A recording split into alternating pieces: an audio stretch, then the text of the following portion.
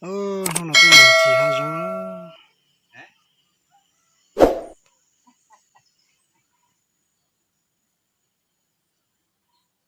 hai giống nó chẳng sao nó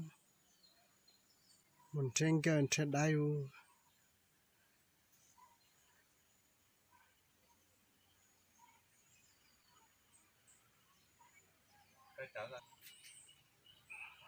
thì nó mà trong bao nhiêu bao chuột sao nè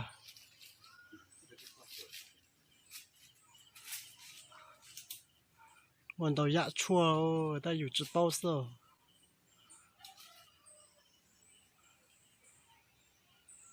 nhưng mà mình tàu dạ chua cỡ sao sai lên từ bao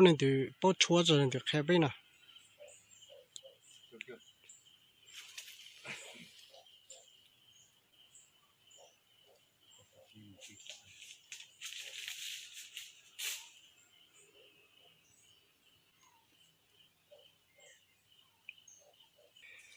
ô thì nó mà một cái lúc khó lọt cỡ sao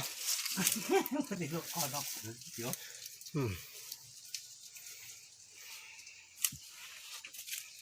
một chi thì không cái gì chi rồi cái chuẩn bị chết rồi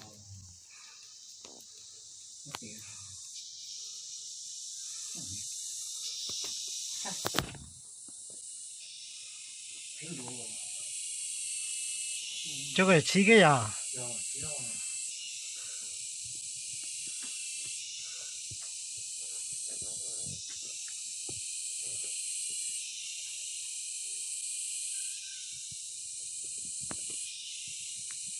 cái to thì ho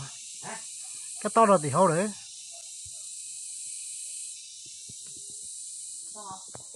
từ đó cả đó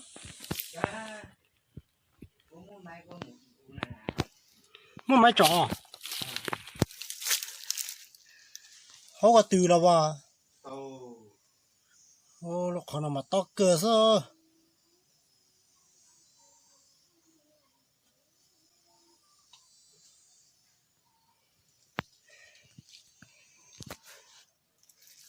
ông một say cái mua rồi đây có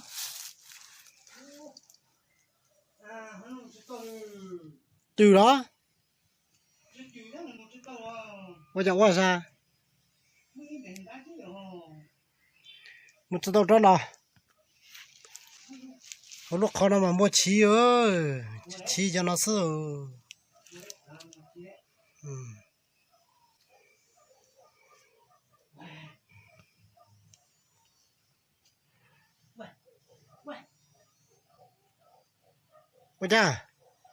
bây giờ quá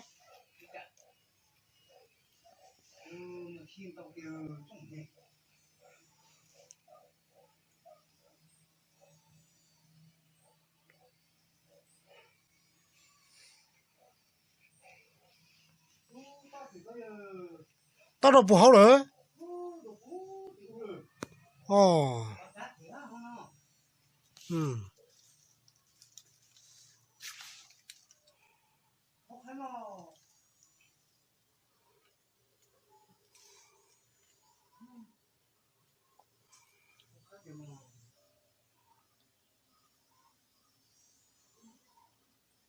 sao kinh cả hai trong nó mà làm một cờ đấy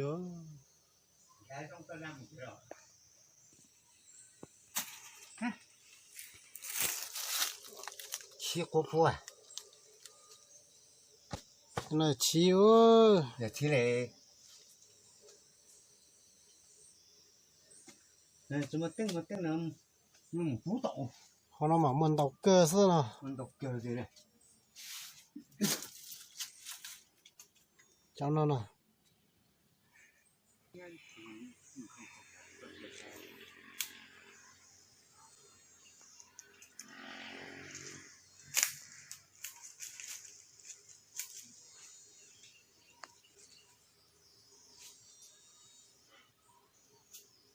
đọc một lọ cơ sao cái sự chết sao nóอย่างgì能领技术哦nó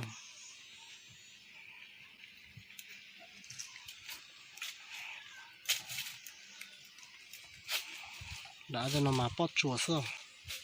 Tao nó bò, tao nó bò. ô để nào mà thông có tới khó chơi quá nông play một chân chợ ô Thành có chiếu. bao giờ bót chùa sơ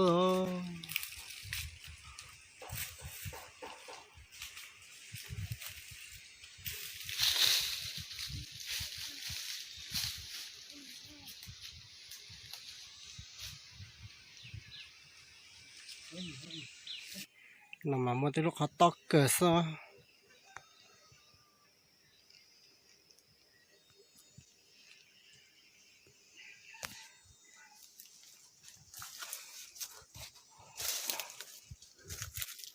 to cỡ nữa đồ bù không nói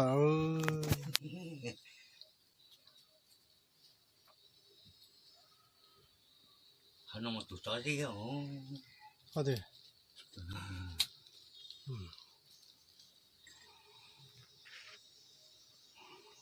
Tóc kiểu kiểu. to cỡ sơ Kết trả tấu nhau rồi. tông Nhau, hả tệ. ha thông ra cái nhau này học bữa từ Ô đã. Tôi chỉ thiệt thế nào không? à Nó đã không cua rồi mình. Đó bây giờ có hang. để cho nó sẽ cái một tí bao giờ dùng mà chua đó chứ sao nào lên tí bao dùng chua cho chạy nông giáo cô cho nhiều thế nữa dùng này nó sao nữa Thật thật rồi. Được cái trang vậy. Cái này giống mình nói. Phải quay lên trong cỏ.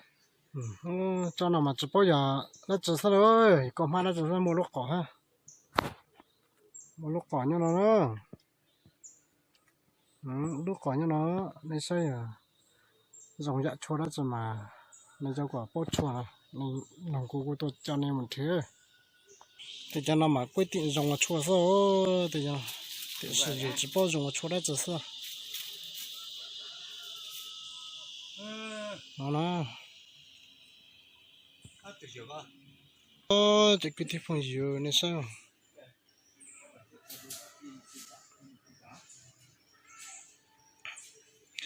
lúc nào mà bây giờ chỉ tôi bây một thật sự mình chết chua sao nữa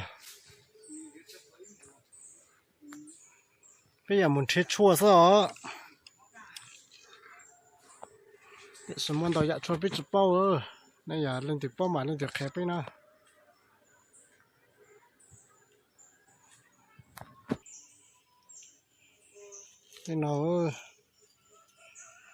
thế nào mà giờ lên thì bao chua mà tuần chế mà quyết định bao chua tàu kể sao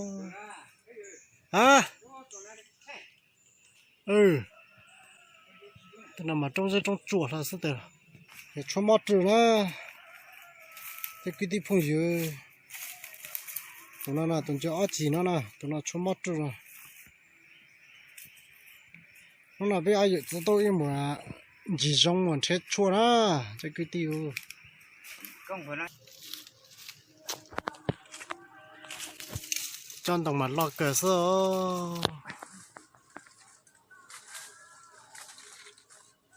lọt cờ sơ nó bùa chít tả là liều thì cho đồng nó lọt thế sẽ cờ rồi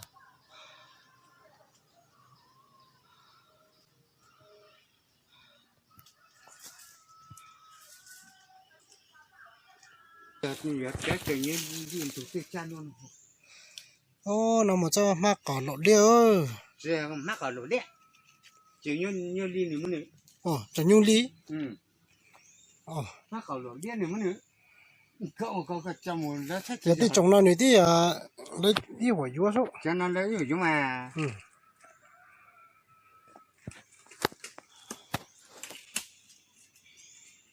trong lòng rồng nó nè Cậu nhá này nè. thì cho nó mà dùng chua kể sơ bao chua rồi nhắm được bao giây nữa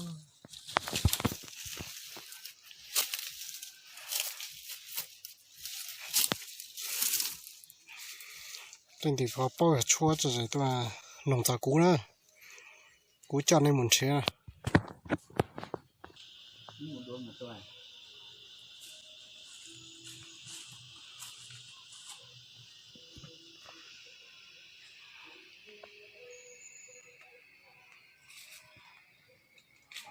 thì sao vô lò chạm làm tôi kêu nó bẩn đông nó nữa nó bẩn đông là lọ cờ sao cái chỗ tôi tổ ma rồi à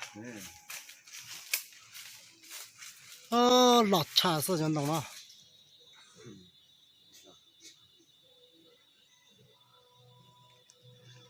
nó học bỏ nó mà lo cơ sao lo chút tuổi dễ buồn chút tao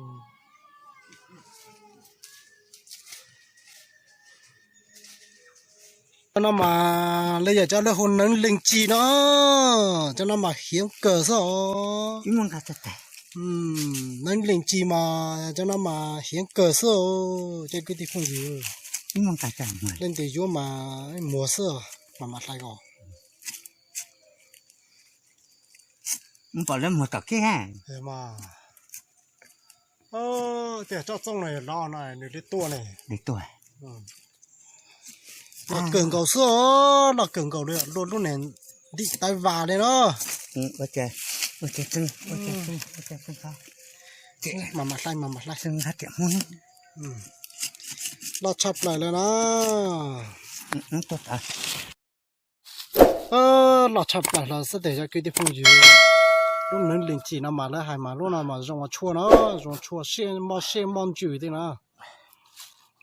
cái chân chân của mà nó是么thế họ nó是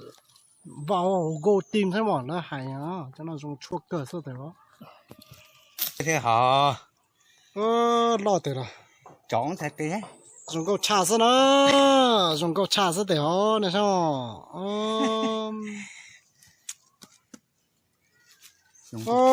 dùng cờ sao thế luôn lúc nào mà nâng linh chi sao thế đó nâng linh chi nữa bay luôn nữa